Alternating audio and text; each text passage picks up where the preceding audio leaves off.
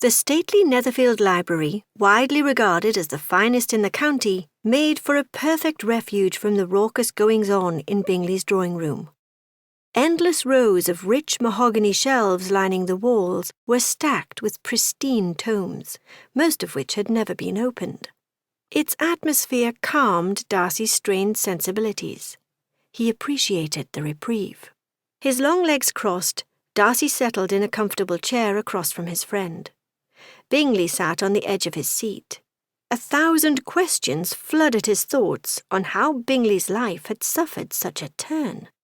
"For heaven's sake, how did you find yourself here?" "Netherfield Park is a fine estate, do you not agree?" "I imagine it is as fine as any other. You miss my meaning entirely. I do not speak of the estate. I speak of your alliance with this Bennet family." Darcy spat the appellation disdainfully. "In your letter you mentioned nothing of their connections, their fortune.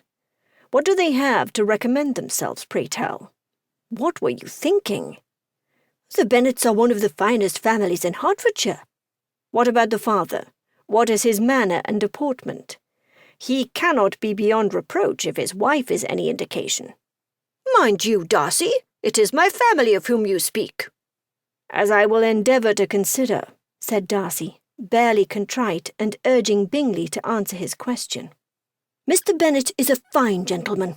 He commands respect wherever he goes. I might add, he is somewhat reclusive.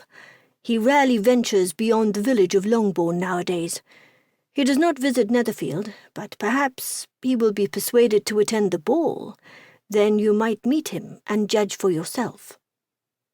"Longbourn? Am I to assume Longbourn is the name of his estate? Does he have a son who will inherit the property?" "No, Mr. Bennet has no sons. The estate is entailed to the male line of the family. Jane's cousin, Mr. Collins, will inherit." "My God! Do you mean to say you are one heartbeat away from supporting the lot of them?" "Indeed I am, if you choose to see it as such." "What were you thinking in taking on such responsibility?" "You spoke with my Jane. Tell me that you do not think she is an angel." "I grant you that she is pretty.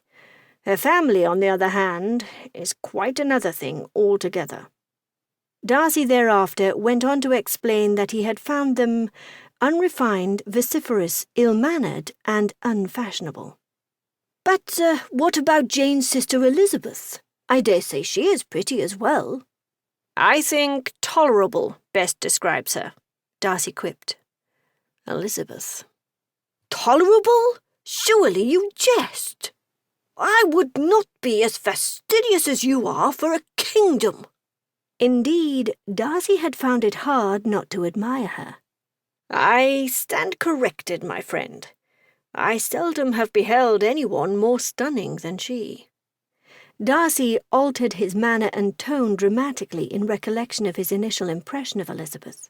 Her pleasing figure, her long dark hair, her eyes. "What can you tell me about her?" "Nothing besides the fact she lives at Netherfield with us.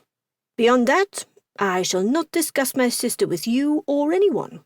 If you want to know anything more, you shall have to ask her." Elizabeth chose that moment to make her presence in the library known to the gentlemen.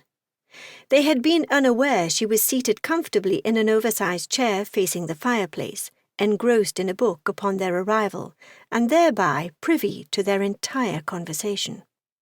Whatever does he mean in questioning my brother on my situation?